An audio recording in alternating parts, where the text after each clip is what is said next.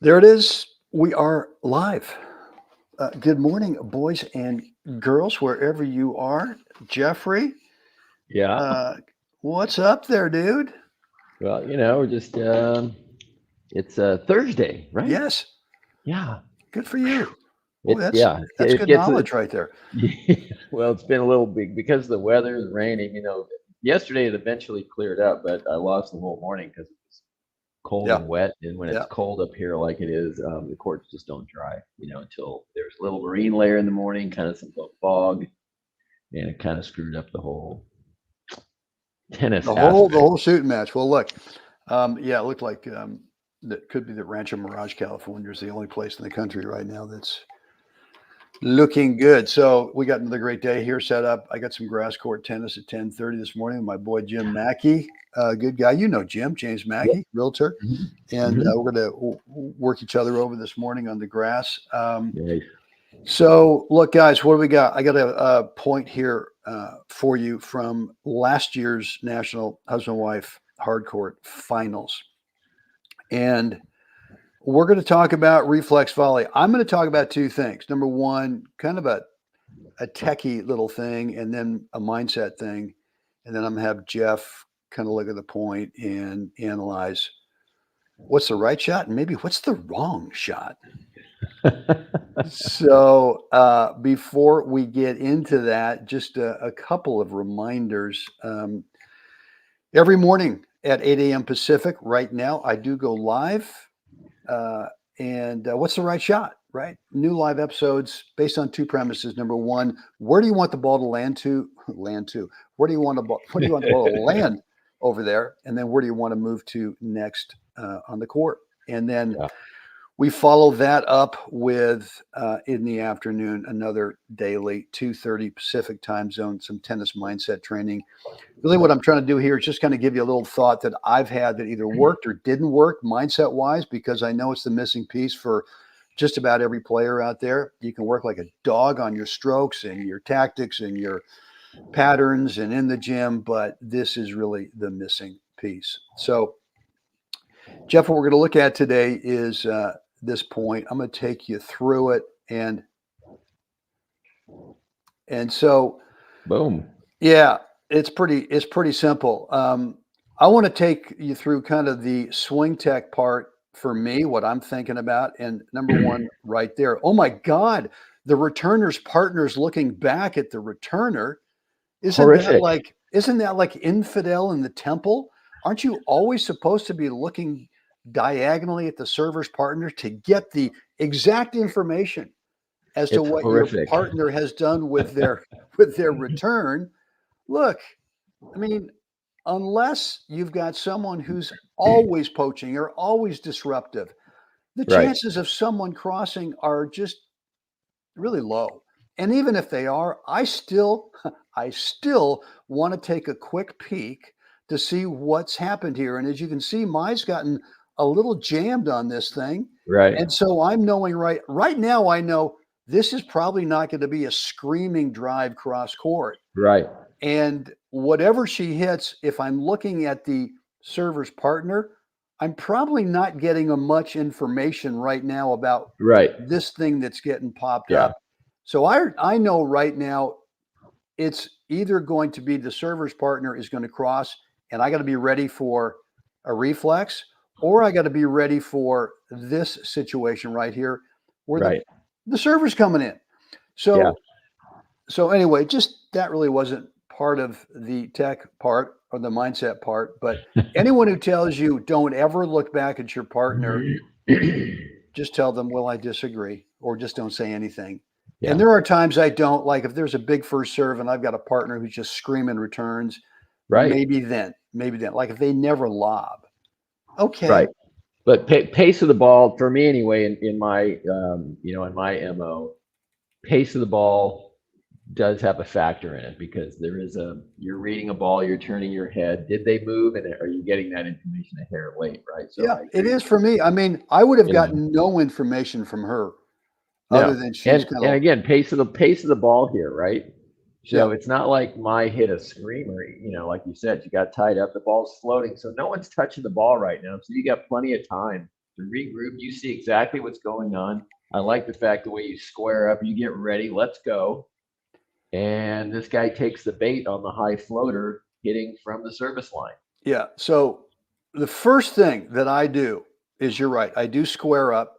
And mindset wise, we'll start with the mindset wise. I'm just assuming 100% it's coming at me. Yeah. And I don't worry about that. And because I just tech wise, what I do, I want to make sure my hands are so relaxed on the grip, because the instincts are to go a little tight. Oh my God, here it Right. comes. What am I going to do? And that thinking gets into your hands where you get really tight on the grip. And then when you get tight of the grip, you just don't move. You don't really react. And so those are the two things for me, is that get relaxed in the hands and just assume it's coming to you. Right. And I think when you do that, you then have some clarity about, well, he's here. If it comes to me, I'm assuming it is, might not, what's going to be open? Where, if I get a hold of this, where can I play it? Right. Again, it's just like, I don't know where it's going. It could be down at my feet, and that little opening over there might not be open. Right. So I think, Jeff, you would agree with me that the better shot for this server, which would not have pulled him out of position, take a backhand volley on this thing, Right. and keep yourself into the middle of that service box rather than running around. And look, I get it. Maybe if this is your best shot, don't risk going in the middle. And now all of a sudden, if this guy reflexes it back, there's just no time to recover. No. So I would say, if this is what you do for whatever reason, just go back cross court and just set up, recover, and be ready for the next shot. 100%. Yeah. Yeah. There's and this is, we've talked about this, many, many times, the fallacy of the high floating volley and not realizing that you're making contact at the service line. So service line, to the net is what, 19 and a half feet, something like that. It's not quite 20 feet, I don't think. So you're talking about basically you're 40 feet from the guy, right? And he's a little handcuffed, right? He's trying to work around this thing. And he's a little handcuffed. He can't hit it hard enough, but he can hit it hard enough to get it to you too fast for him. Right. So right. he seals his own fate here by hitting a beautiful ball just around shoulder height for you, which is just, you get to reflex it, just pop it over there. No big deal, right? You're not doing anything magical except be ready. And he takes himself out of the court trying to force feed a high volley from around the service line.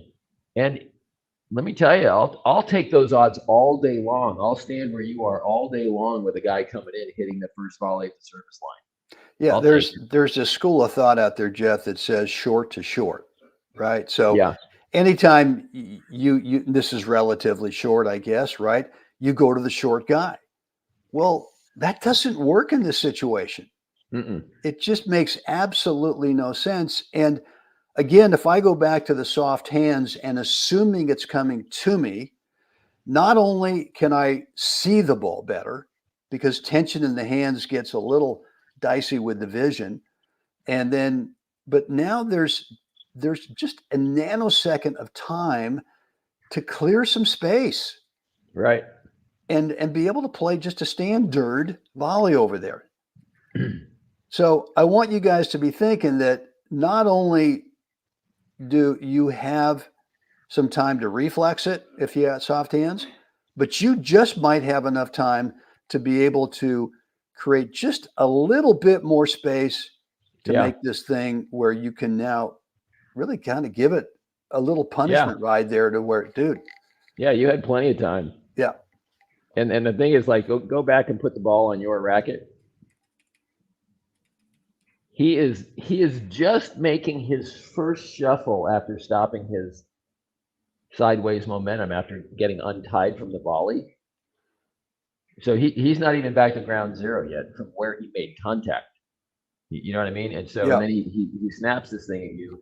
and he just took it all of his time away, his own time. So, from my perspective, and I know yours too, he should have taken that thing and just driven it kind of where Maya is standing, maybe just to her right a little bit, and anywhere deep of the, service line and in the deuce quadrant near the singles line, anywhere there would have been the play.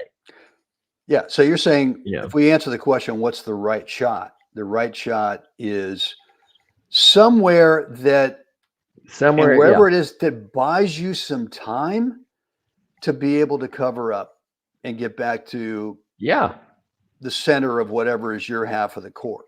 Yeah. No, I agree.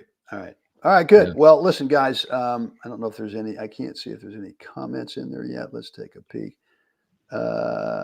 Thanks, Mark, with the update on the 21 feet service line to the net. Good. So maybe 42 feet. 42 there we go. feet. All right, good. Yeah. And so that again, it's just a clear case of getting the ball to your opponent too fast. And that's when I always like to use the term proximity, right? So I like to be halfway, somewhere in that, inside the service box, maybe halfway between the service box and the net, when I start taking balls when I start going at people, because I know I'm challenging their reflexes. I'm in close enough where I feel like I can beat their reflexes, and maybe I can get the ball down at their feet fast enough where, again, I'm putting authority on the ball from a position of authority.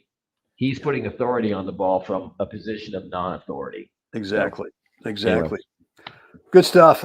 Guys, we went over the 10-minute mark. My apologies for not corralling myself, because we can't corral Jeff. And that's just not a thing. No. So anyway, that was because of the second cup of coffee. I had breakfast with Mike Stewart this morning. Mikey. I'm looking forward. He's going to be around next week? Yeah, he is. Awesome. Love the guy. We have breakfast about once a month, and it's the best.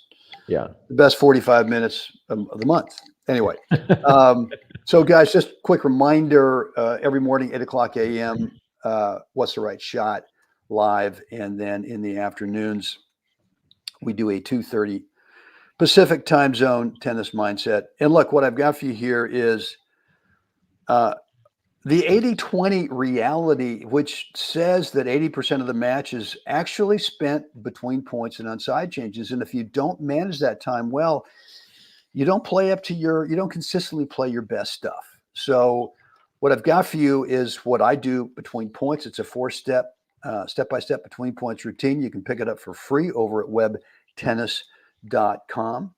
And man, I would love it if you would like today's video. If you did, subscribe to the channel, and then if there's a notification bell, go ahead and click that, and so that you're notified whenever I go live or update something new to the YouTube channel.